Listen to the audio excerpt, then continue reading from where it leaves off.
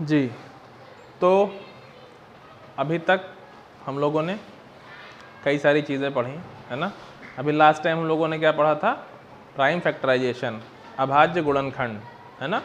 2 दिन की छुट्टी हुई, सब लोगों ने रिवीजन भी किया होगा कुछ बहुत, ठीक है। अब हम उसके आगे चलते हैं, ठीक है। वर्ग हम लोगों ने पढ़ा था, है ना, घन पढ़ा था, ठीक। फिर अभाज्य गुणनखंड पढ़ा। उसी को अब हम लोग जितनी भी सारी चीज़ें पढ़ी हैं उनको सबको लेकर हम आगे बढ़ेंगे, ठीक है। और सारी चीज़ें हम देखेंगे। तो अभी जैसे हम लोगों ने पढ़ा था वर्ग, है ना। वर्ग का मतलब क्या था? 2 बार गुणा, ठीक। अब उसी से हम थोड़ा सा आगे चलते हैं। अभी तक हम लोगों ने वर्ग पढ़ा था, तो हमने कहा था ब्रैकेट लगा के ऐसे ऊपर 2 लगा देंगे तो ये वर्ग हो जाएगा, ठीक। अब हम उसके आगे बढ़ते हैं। अब हम वर्ग के साथ पढ़ेंगे वर्गमूल। क्या पढ़ेंगे? ठीक है। ये क्या होता है देखते हैं अभी। इंग्लिश में इसको बोलते हैं स्क्वायर रूट, ठीक, या अंडर रूट, ठीक। ये बातें हो गई। अब क्या होता है, जैसे कि हमने देखा वर्ग को ऐसे ब्रैकेट लगा के ऊपर 2 लिखा जाता है, ठीक। अगर हमको वर्गमूल लिखना है तो फिर हम ऐसे ही सिर्फ एक इस तरह का एक चिन्ह बना देंगे। इसका मतलब होता है अंडर रूट या वर्गमूल, ठीक। सबको याद रहेगा। अब अंडर रूट जो होता है या वर्गमूल होता है वो संख्याओं का निकाला जाता है। तो हम लोगों ने बहुत सारी संख्याएं पढ़ी थी, तो मान लेते हैं बहुत सारी संख्याओं में कोई संख्या n है, तो कैसे लिखा जाएगा? ऐसे अंडर रूट का चिन्ह लगेगा और एक संख्या लिख दी जाएगी n, ठीक। अब n कुछ भी हो सकता है, और कुछ भी का इन द सेंस ये कि वो पॉजिटिव होगा। अभी के लिए तुम पढ़ोगे जब, जैसे नेचुरल नंबर, ठीक है, प्राकृतिक संख्याएं जो कि 1 से शुरू होकर और आगे तक जाती हैं, है ना। क्योंकि माइनस वाला तुम अभी पढ़ नहीं पाओगे, क्योंकि जब माइनस आ जाएगा अगर इसके अंदर, तो वो हमने याद है तुमको बताया था कि जो कॉम्प्लेक्स नंबर उसमें i होता है, i की वैल्यू अंडर रूट -1 होती है, याद होगा अगर, तो है ना। तो वो बाद में पढ़ेंगे। फिलहाल हम n को नेचुरल नंबर मानते हैं कि कोई भी नेचुरल नंबर हो सकता है, ठीक, और उसका अंडर रूट ऐसे लगा हो तो हम उसको हल करेंगे, ठीक है। समझ में आ गई बात। अब वर्गमूल या स्क्वायर रूट हल करने के 2 तरीके होते हैं। पहला तो होता है प्राइम फैक्टर मेथड या प्राइम फैक्टराइजेशन मेथड, ठीक है। इसको बोलते हैं गुणनखंड विधि या अभाज्य गुणनखंड विधि, ठीक है।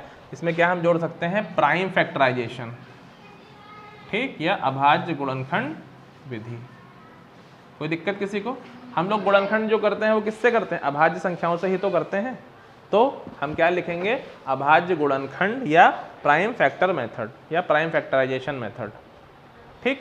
और दूसरा होता है डिवीजन मेथड। डिवीजन का मतलब भाग विधि, ठीक है।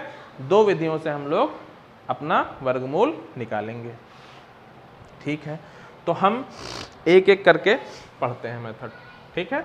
अभी हम पहले पढ़ते हैं प्राइम फैक्टराइजेशन मेथड से या प्राइम फैक्टर मेथड से अपना हम ये वर्गमूल निकालेंगे या स्क्वायर रूट निकालेंगे, ठीक। अब देखो, मान लेते हैं कोई नंबर हमको मिल गया है अंडर रूट 144, ठीक। बोलेगा कि इसका वर्गमूल ज्ञात करिए, ठीक है।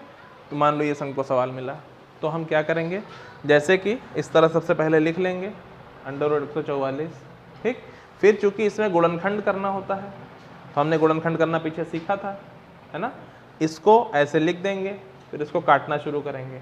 सबसे पहले ये कटता है 2 से, ठीक, क्योंकि आखिरी में 4 है, ये सब बातें हम पहले कर चुके हैं। अब आपको गुणनखंड करना आना चाहिए, ठीक है।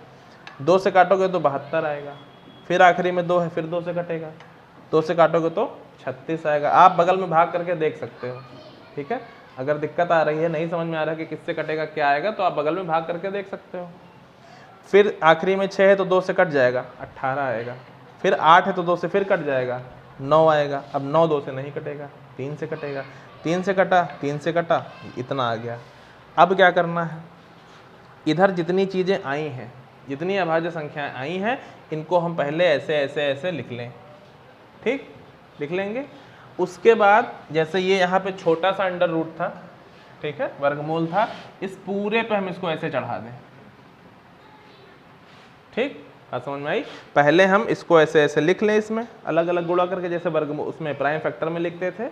उसके बाद इसको हम ऐसे ऊपर चढ़ा दें, ठीक। समझ में आ गई बात? इसके बाद हमको क्या करना है, इस चिन्ह को हटाने के लिए, ठीक, ऊपर वाला ये जो चिन्ह वर्गमूल का लगा है, इसको हटाने के लिए हमको यहाँ इनके जोड़े बनाने पड़ेंगे। क्या करना पड़ेगा, जोड़े बनाने पड़ेंगे। देखो कितने दो हैं, दो, दो का एक जोड़ा बन गया ना, तो ये इसमें से जोड़ा ही बाहर आता है, अकेले बाहर नहीं आता है, ये इसका नियम है, ठीक। अब ये दो हो गया तो दो, एक दो बाहर आएगा, जोड़े में से एक ही बाहर आएगा, ठीक। फिर इसका हमने किया, ठीक, दो, अब इस दो से एक दो बाहर आ जाएगा, ठीक। फिर तीन का देखो जोड़ा बन गया, तीन बाहर आ गया। इतनी बात सबको समझ में आ गई कि इस ये जो हमारा समझ लो पिंजरा है या ये जो हमारा गेट है, इसमें से जोड़ा बनाएंगे इसके अंदर, और अगर जोड़ा बन जाएगा तो उसमें से एक बाहर आएगा, समझ लो जोड़ा मिलके एक हो जाएगा, तब ये एक ही बाहर आएगा। अगर जोड़ा नहीं बनता है तो इसके अंदर ही वो बंद रहेगा, ठीक। बात सबको समझ में आ गई। तो यहाँ से दो निकाला, जोड़ा बन गया था, इसका भी जोड़ा बन गया था, यहाँ से दो निकाला, इसका भी जोड़ा बन गया था, यहाँ से हमने तीन निकाल लिया। सबको बात समझ में आ गई। अब इसको गुणा कर देंगे, दो दूनी चार, टू टू ज़ा फोर, फोर थ्री ज़ा 12, ये 12 इसका आंसर आ गया। या √144 कितना होता है, 12। ये 12 का वर्ग भी है, ये हम लोगों ने पीछे याद किया था। इतनी बात क्या सबको समझ में आ गई। एक बार सब लोग उसको ध्यान से देख लो कैसे कैसे क्या हुआ है, ठीक। सब लोग ध्यान से देखो।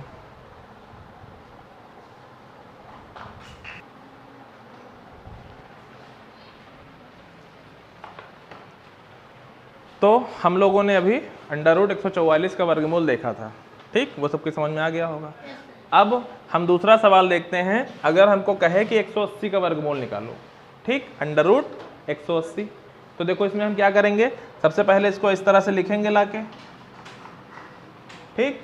उसके बाद यहाँ = लगाएंगे, बराबर बताया था हमने। फिर इसका अभाज्य गुणनखंड करेंगे, यानी प्राइम फैक्टर।